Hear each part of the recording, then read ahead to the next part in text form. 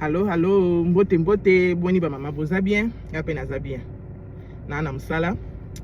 nenga na tosola mwa muke. Ndenge naza boy na break. Na video moko eleka na betela bino lisolo ke ba mama topona misala ya osala. Na misala tokopona ya osala ba mama na ngai me musalo na betela bino lisolo o ya caregiver, nursing home, eza musala moko bien makasi pona biso ba mama. Musala warehouse ba mama na nga totikela ngo ba papa. Ndenge moko ane na lobaki na video elekaki. Totikela ngo ba papa parce que biso tosala mingi papa na bango. Botala ndenge na zaboy. Ina ta européma. Bomoni ki mama na ngai makasi zongi. Na oke lisusu na mwa 2 heures etikali wana na CDC o ifali na sala eza pe mingi te. Na zongi na ndako naza toujours na makasi na nzoto. Bandeko na nga. So yiboko yoka nga vraiment ba mama na ngai. Totika misala ya warehouse. Tobanga te ba mama na ngai. Tobanga te. Esenga na ngo anglais ya mingi te. Kana muke oza na ngo wana. Tango ka obandango. Oyokola pe ka wana. Bango baza te lokwa biso ba Congolais zala soki mutu azoloba langue mo boya yebi yango te a café to alobi azoloba malamu te. Ba oseka baseka na bango batute bino mo bana bamboka ngo ya bamindele to mona ndenge bazala bango baseka na bango ba lokwa biso te o soki mutu alobi boye alobi lingala malamu te ou bien azoloba français malamu te bozo sekaye bazala bongo te ba mama na ngai bozwa courage bozwa misala ya nursing home bo mona ndenge bokopema en tout cas bo pesa nga raison ozonga na ndako na yo oza toujours na makasi misala no ya ndako o fala ko sala osali yango pe bien sans problème parce que ozana makasi misala warehouse buka biso makasi bande ko misala na ndenge bande osala ngai ba série moko avant na banano misala ya nursing home o bandeko ezalaki na manosala na Amazon musala nga suka warehouse na ona suka na Amazon bande ekomaki na tango moko ata liboko bona ko kotombola ngo te ou bien soka na tomboli boyi pona kitisa fe bana baya ko kitisa ngai na kondaki na komaki lokwa amamu bange mo boyi likoloka ya warehouse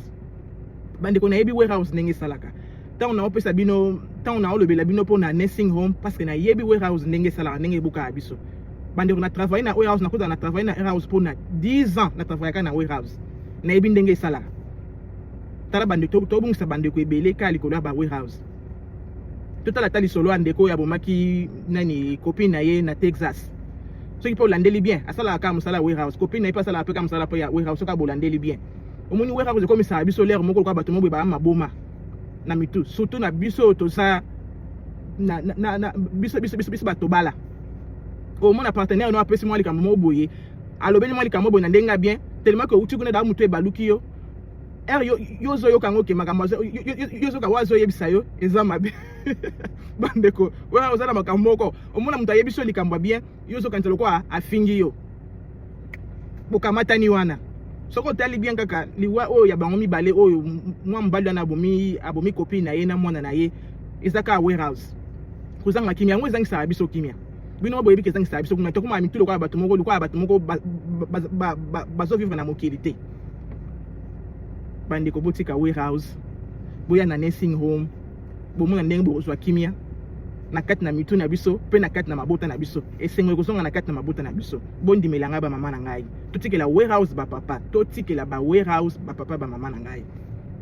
après musala na ngai awa na okende na songa zonga ndako na kesala mwa shopping amke na kaleza laki solo kwa na uti tant na banasala na warehouse na ko likambala mo na shopping te parce que na rozala makolo e ko kosuko telemate makolo komi lokwa mwana beli buka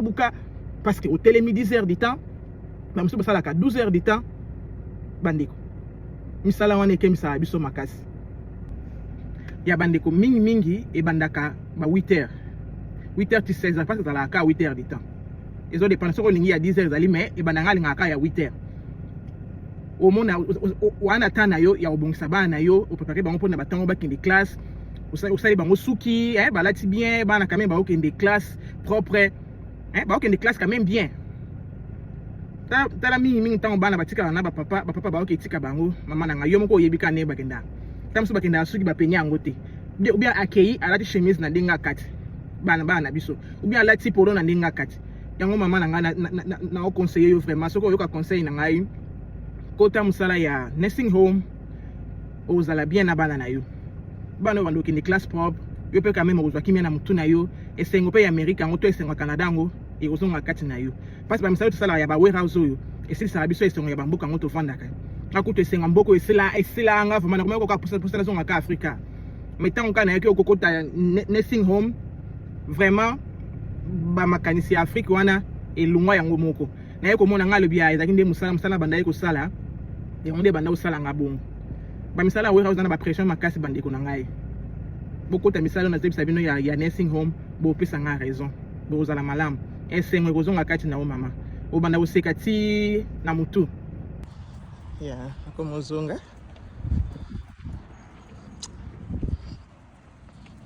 problème eza balinga vraiment ko filmer na kati te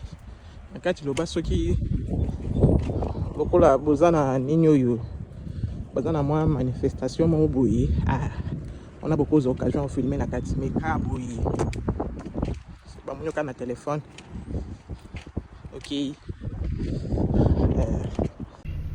ya bandeko na silisi siko nazozonga ndako musala ngo nakenda ipona sala na sali na ngango te na longola ba sapato parce que nalinga kokumba na ba sapato te na linga kokumba kana lipapa mama ngo falaki na bongisa alingi na ete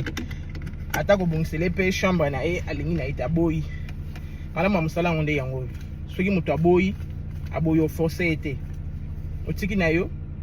OK vanda ou bien soza na mususu il faut sala au continuer mususu e ba força bango te malama musala ngo nde yango déjà na ana kenda ko ona zonga ki ana ke na pona ke na sisa moi mikemiko o itikala ko na lobaki na sali na ngai lokote na vandi na ngaka ya musalo eza malamu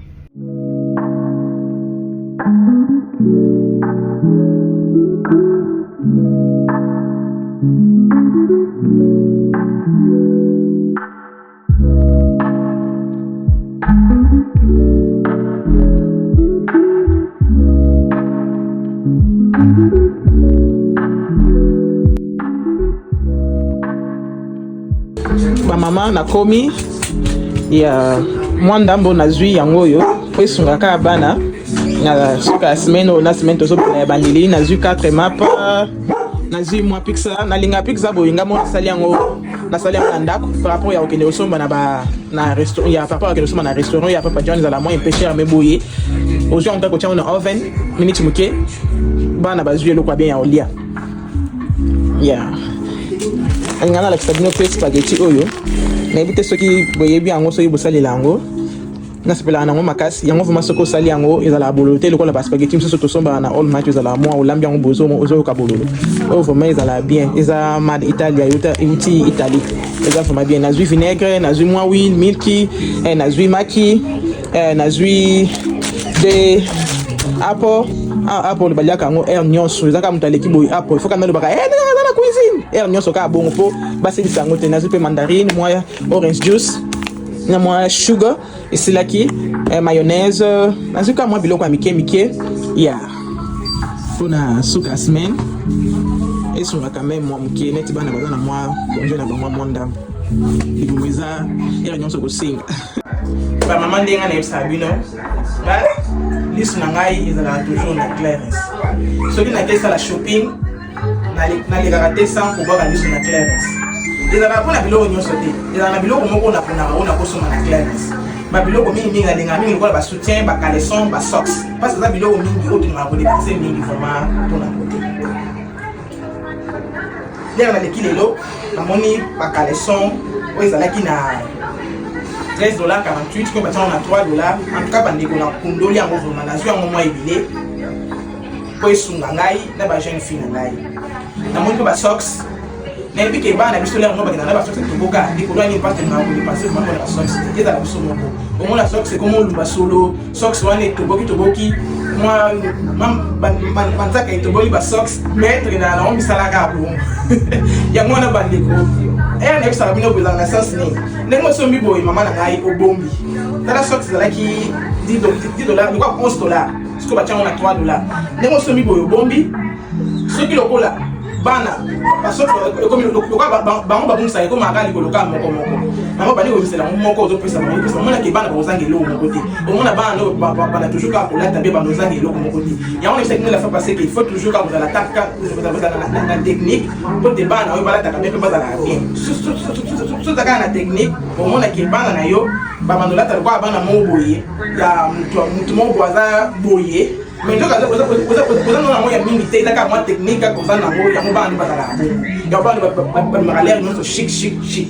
yango ya sini noke ba mama ko boka ka moi lisu na clearance au mona ke bana biso ba banozanga ba kaleson te na biso mo pesa tozanga ba kaleson te na beke mama na biso ko zali tant tozanga na 5 kaleson to 6 kaleson mais moi si jamais ko zanga na 5 kaleson to 6 kaleson te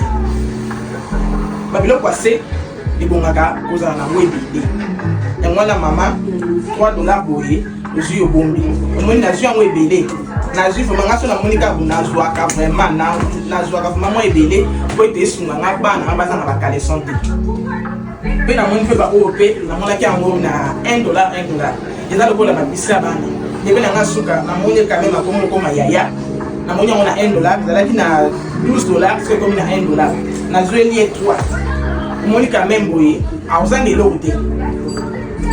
ezala ba o ba serviette ya ba san na kucha on na clearance ezala ki $2 bino boye moi qualité o na all match la moins $12 ezala moins $8 ezala quand même ezala moins un peu cher mais na kucha on a $2 on peut na sur en ça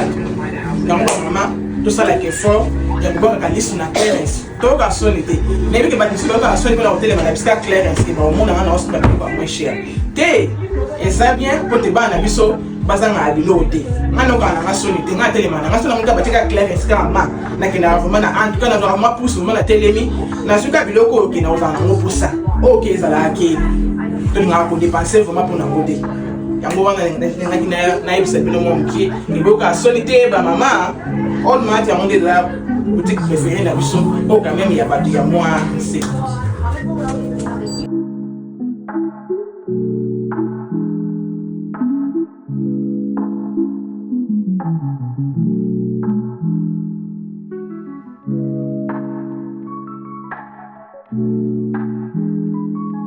bande ko na yebi ke tolinga warehouse mingi parce que pesa biso quick money